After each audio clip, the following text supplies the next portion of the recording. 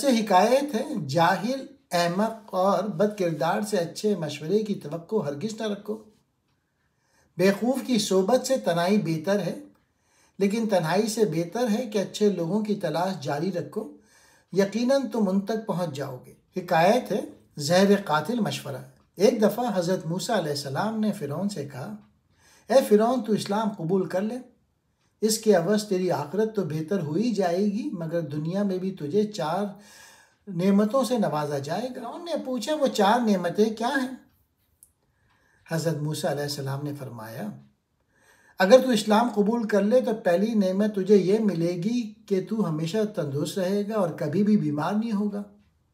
اے فرعون، جس طرح ایک کیڑے کو ہرا پتا اپنے اندر مشغول کر کے انگور سے محروم کرتا ہے، اس طرح یہ دنیا حقیر تجھے اپنے اندر مشغول کر کے مولائے حقیقی سے محروم کیے ہوئے ہے، اور تو کیڑے کی طرح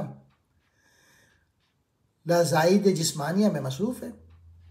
تیسری نعمت تجھے یہ عطا ہوگی کہ ابھی تو ایک ملک کا بادشاہ ہے، اسلام لانے کے بعد تجھے 2 ملک عطا ہوں گے۔ یہ ملک تجھے اللہ تعالیٰ سے بغاوت کرنے کی حالت میں ملا ہے، اطاعت کی حالت میں کیا کچھ عطا ہوگا؟ جس کے فضل نے تجھے تیرے ظلم کی حالت میں اس قدر دیا ہے، تو اس کی عنایت وفا کی حالت میں کس درجے تک ہوگی؟ اور چوتھی نعمت یہ ملے گی کہ تو ہمیشہ جوان رہے گا اور تیرے بال بھی کالے رہیں گے۔ یہ باتیں سن کر فرعون کا دل بہت متاثر ہوا۔ اس نے حضرت موسیٰ علیہ السلام سے کہا، اچھا میں اپنی اہلیہ سے مشورہ کر لوں۔ اس کے بعد وہ گھر گیا اور حضرت آسیہ سے اس معاملے میں گفتگو کی۔ حضرت آسیہ کہنے لگیں، تجھے مبارک ہو، آفتاب تیرا تاج ہو گیا۔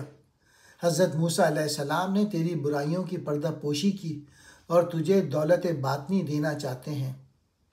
گنجے کا عیب تو معمولی ٹوپی چھپا سکتی ہے، مگر تیرے عیوب کو تو حق تعالیٰ کی رحمت چھپانا چاہتی ہے۔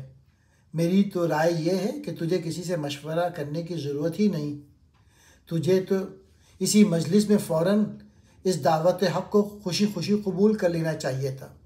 حضرت موسیٰ علیہ السلام نے جو دعوت تمہیں دی ہے۔ فرعون نے وہی الفاظ پھر سے دہرائے، اچھا ہم اپنے وزیر حامان سے بھی مشورہ کر لیں۔ حضرت آسیہ رضی اللہ تعالیٰ عنہ نے کہا، اس سے بیان نہ کر، وہ اس کا اہل نہیں۔ بھلا اندھی بڑھیا باز شاہی کی قدر کیا جانے؟ نااہل کے وزیر بھی نااہل ہوتے ہیں۔ حامان یہ باتیں سن کر لال پیلا ہو گیا، غم و غصے میں آ کے اس نے اپنا گریباں چاک کر ڈالا، شور مچانا اور رونا دھونا شروع کر دیا، اپنی دستار کو زمین پہ پٹک دیا اور کہا، ہائے حضور کی شان میں موسیٰ نے ایسی گستاخی کی، نعوذ باللہ۔ آپ کی شان تو یہ ہے کہ تمام کائنات آپ کی مسخر ہے، مشرق سے مغرب تک سب آپ کے پاس خراج لاتے ہیں۔